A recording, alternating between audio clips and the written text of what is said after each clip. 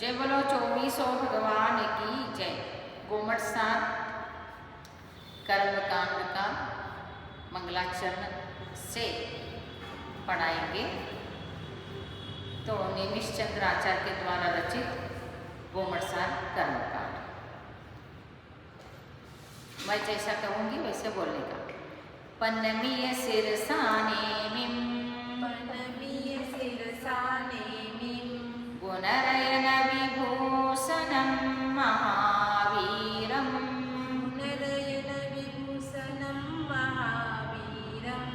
सम्मत्तरयन निलयं पैरिसंकीर्तनम् ओच्छम्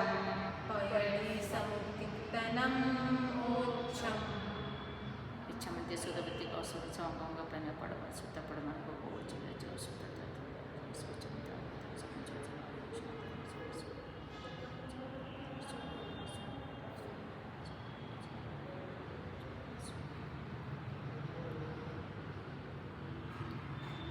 गोमट सार कर्मकांड जो है ये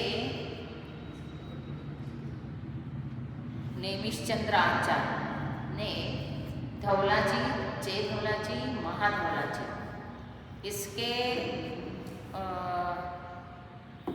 सारभूत मीन्स पूरा के पूरा तो नहीं बताया जाता है, बहुत है क्योंकि धौला जी जो धौला ग्रंथ है 16 भाग में लिखा हुआ है।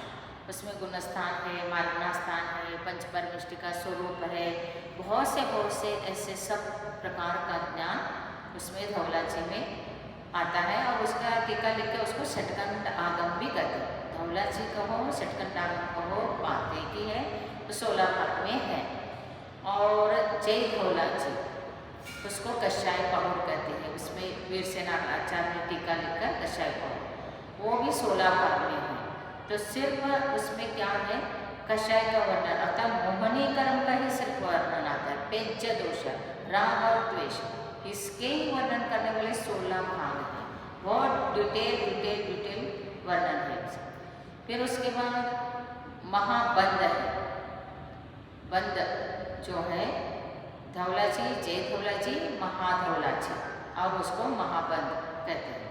टीका लिखे उसमें 4 प्रकार के जो अभी कर्म का बंध के बारे में वर्णन हमारे को करना है। वो उसमें प्रकृति बंध, प्रदेश बंध, स्थिति बंध, अनुभाव बंध, ये 4 बंध कैसे होते हैं इसका वर्णन करने के लिए 7 भाग हैं। तो 16, 7 सब मिलकर कितना हो गया, 49 ग्रंथ हो गए। और उनके सारभूत में गोमट सार कर्मकांड आचार्य ने क्या किया है, नेमिषचंद्र आचार्य ने क्या किया है कि वो चामुंडराय के निमित्त से और चामुंडराय के निमित्त से ये पढ़ाया गया है। तो चामुंडराय के निमित्त से पढ़ाने से क्या होता है कि सभी चीज़ उनको आता है, अर्थात इतना डिटेल में नहीं बताया गया है। तो उन्होंने क्या किया है, इसको सब चीज़ इसमें आ जाए, इसलिए गोमट सार जीवकांड, गोमट सार कर्मकांड। फिर गोमट सार जीवकांड में 2 भाग हैं, विस्तार पूर्वक टीका सहित लिखा हुआ है, वो भारतीय ज्ञानपीठ से छपा हुआ है। और कर्मकांड में भी 2 भाग हैं। और जो आकाश के प्रति है गोमट सार और वो जीवकांड, ये दोनों एक प्रति है, गाथा अर्थ है और उसका संक्षिप्त में इधर वर्णन है। और उसमें बहुत संस्कृत टीका है, उसका अर्थ है, और कन्नड़ टीका है, उसका अर्थ है। तो भारतीय ज्ञानपीठ से छपा हुआ ग्रंथ है।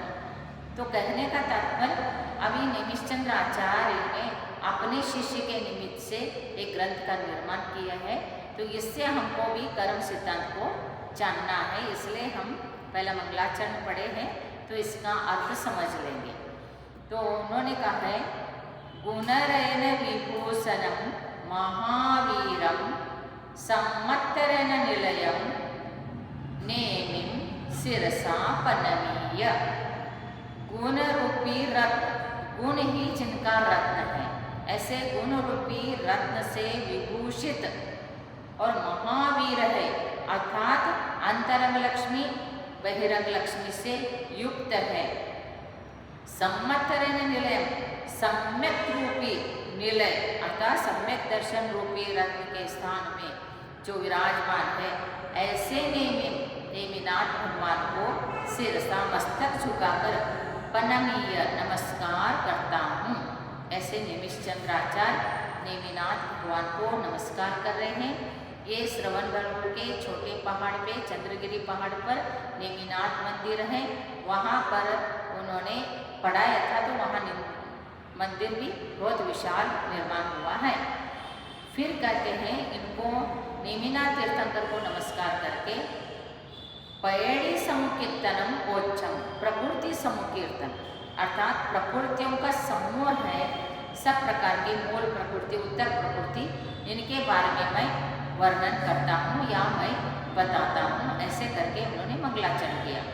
मंगलाचरण तो इसलिए किया जाता है कि मंगल ऐसे है, मंग का अर्थ है पुण्य, ला का अर्थ है लाता है, जो पुण्य को लाता है उसको मंगल कहते हैं। और मम का अर्थ है पाप, और गल का अर्थ है नाश करना, जो पाप को नाश करता है उसको मंगल कहते हैं। ये दो प्रकार से मंगल हो गया, पुण्य की प्राप्ति, पाप का नाश। और तीसरा जो है शिष्टाचार का परिपालन, जो जिनके द्वारा हमको ज्ञान प्राप्त हुआ है, वो ज्ञान जिनसे प्राप्त हो उसको उनको पहला हम नमस्कार करेंगे, उनको पहला हम याद करेंगे, विनय करेंगे, आदर करेंगे, इसलिए शिष्टाचार का परिपालन हो जाता है। और तीसरा हो गया। चौथा नंबर का क्या है कि जो शिष्य को पढ़ाया जाता है वो शिष्य को भी समीचीन यथार्थ ज्ञान की प्राप्ति हो, सम्यक दर्शन प्राप्त हो, ये उद्देश्य रहता है। और जो लास्ट में पांचवा है वो ग्रंथ की निर्विघ्न समाप्ति हो। जो ग्रंथ पढ़ा रहे हैं, लिख रहे हैं, जो जिसके लिए मंगलाचरण करेंगे वो निर्विघ्न समाप्त हो, इस उद्देश्य से 5 उद्देश्य को लेकर मंगलाचरण किया जाता है। तो अब गाथा बताया जाएगा। तो मंगलाचरण के बाद गाथा शुरू होता है। दूसरा नंबर मैं जैसा बताऊंगी वैसे बोलना आप लोग। पैड़ी सील सहाओ, जीवंगाणम अनायि संबंधो,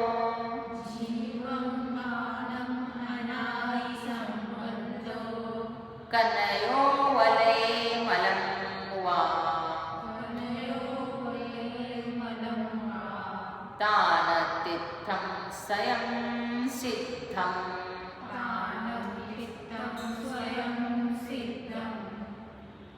इसका अनुभव बताती हूँ और आप लोग पढ़ना है, पढ़ो।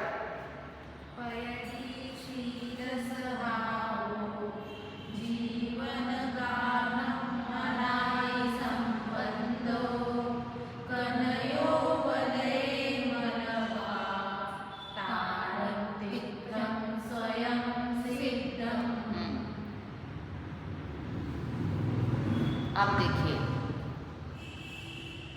मैं अन्वय बताती हूँ। पैड़ी सील सहाओ, जीव अंगाणम अनायि संबंधो। पैड़ी, पैड़ी का अर्थ है प्रकृति, और सी सवा ये पर्यायवाची शब्द है। प्रकृति कहो, सील कहो, स्वभाव, एक अर्थवाची अर्थात एक ही अर्थ देने वाला ये है। वो स्वभाव से ही या सील से ही या प्रकृति से कैसे है। जीव अंगाना, जीव अंगा, जीव और अजीव दोनों का संबंध अनादि संबंध, अनादिकाल से संबंध है। इन दोनों का संबंध कैसे है, अनादिकाल से है। और अनादिकाल से कैसे संबंध है उसके लिए उदाहरण देके बताते हैं। कनयो वले मलम व तानतित्थम स्वयं सिद्धम। जिस प्रकार खान में किट्ट कालिमा सहित जो कनय सोना होता है, मलिनता सहित, मलम से किट्ट कालिमा सहित मल सहित वलये खान में स्वयं सिद्धम तानतित्तम, वहाँ पर अपने आप में है, कोई मिलाया नहीं और बाद में भी मिले नहीं, स्वयं में वह दोनों मिले हुए हैं, अपने आप में ही निसर्ग से ही मिले हुए। ऐसे ही अनादिकाल से कर्म और आत्मा अनादिकाल से ही है। कर्म पहला कि जीव पहला, कर्म पहला जीव पहला कि कर्म पहला, ऐसे नहीं। बीज पहला कि तरोवर पहला, वृक्ष पहला कि बीज पहला, ऐसे कोई नहीं बता सकता है, उसका आंसर कोई बताएगा नहीं। तो उसी प्रकार से अनादिकाल से कर्म का संबंध है जीव के साथ। तो संबंध है तो क्या होगा, वो तो छूटेगा नहीं, ऐसे नहीं है। फिर आगे कहकर क्या क्या कर्म बंध जीव करता है, किस प्रकार करता है और कितने कर्म कौन से जीव करता है, किस किस गुणस्थान में क्या क्या कर्म का बंध होता है, उदय होता है, सत्ता में रहता है, ये सारे आगे इस कर्मकांड में बहुत अच्छी तरह से बताया जाएगा। तो इस प्रकार से उन्होंने कहा, एक कर्म सिद्धांत को बता रहे हैं तो कर्म कब से है जीव के साथ, इसको तो पहला बताना चाहिए। बेसिक नॉलेज दिए बिना वो आगे कैसे कर्म प्रकृतियों का वर्णन करेंगे। तो इसलिए जीव के साथ ही कर्म है और कर्म और जीव एक साथ है। तो वैसे वो एक रूप नहीं हुए हैं, साथ में है। जैसा खान में सोना भी है, किटकालिमा भी है, कोयला जैसा पत्थर है सोने का, लेकिन वो कोयला जैसा पत्थर में भी सोना स्टार जैसा पीला पीला चमकता है। तो उसी को निकाल के उसको अनावश्यक भाग को दूर करते हैं और सोना सोना को निकलते हैं, फिर उसको प्यूरिफाई करते हैं 16 बार अग्नि में तपा के, फिर वो जो प्योर सोना बन गया, फिर एक बार प्योर सोना बन गया तो दूसरी बार कहीं कीचड़ में जाए, पानी में गिर जाए, कितना भी उसको बंद करके रख दे, वो उसका चमक नहीं जाएगा, उसका लक्षण, उसका गुण जो है सोने का, वो कभी भी खत्म नहीं होता है। उसी प्रकार से ये आत्मा भी कर्म सहित भले ही है, लेकिन ये जब भेद विज्ञान से आत्मा और कर्म को हम समझ लेंगे, आत्मा अलग है कर्म अलग है, फिर उसके बाद क्या होगा कि हम तपस्या के बल से, अग्नि रूपी तपस्या, ध्यान रूपी अग्नि से हम इन कर्मों को कर आत्मा से अलग करके कर्मों पर निर्भर करके मोक्ष जा सकते हैं। इसलिए कर्म आत्मा के साथ है, फिर आपको क्या करना है, ये सब कैसे करना है, ये सब बताया जाए। अब कहते हैं जीव को कर्म से कैसे, जीव कर्म को कैसे ग्रहण करता है। देहोदयेन सहीवो,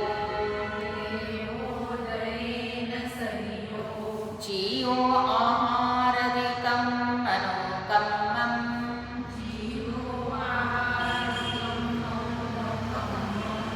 परिसमयं सौवङ्गं, तत्ताय सपिण्डो जलम्।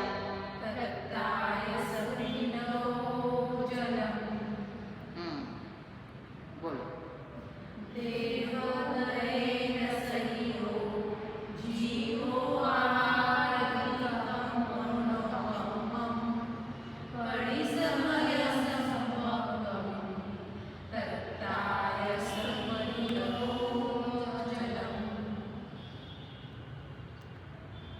देहोदयेन सहियो जीवो, अथवा जीवो देहोदयन से, अर्थात देहोदयन सहियो अर्थात शरीर से युक्त, शरीर सहित जो जीव है वही जीव अर्थात संसारी जीव।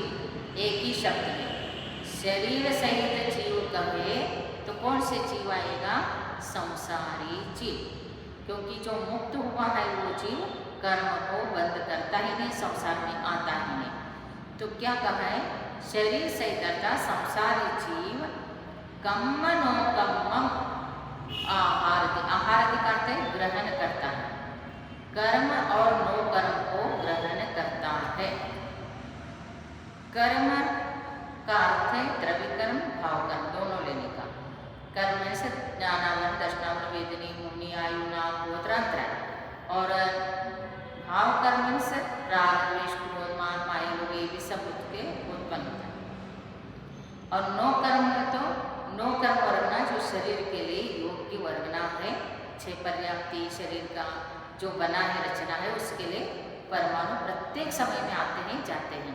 कर्म भी प्रत्येक समय में आते हैं, नो कर्म वर्गना भी प्रत्येक समय में आते हैं। इसलिए नो कर्म को और कर्म को ये जीव ग्रहण करता है। कब ग्रहण करता है?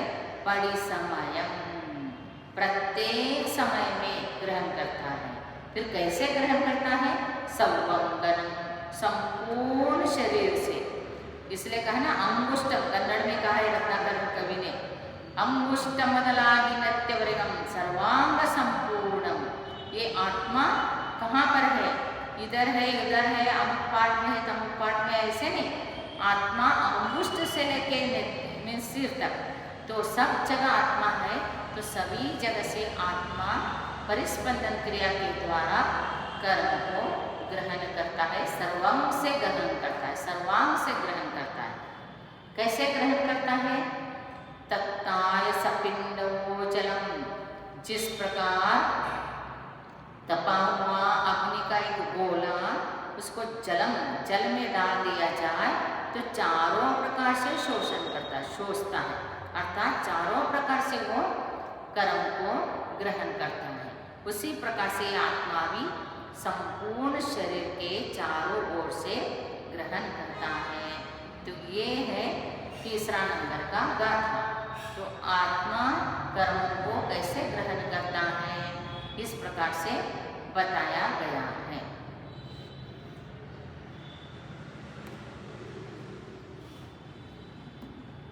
नमो अरिहंतारं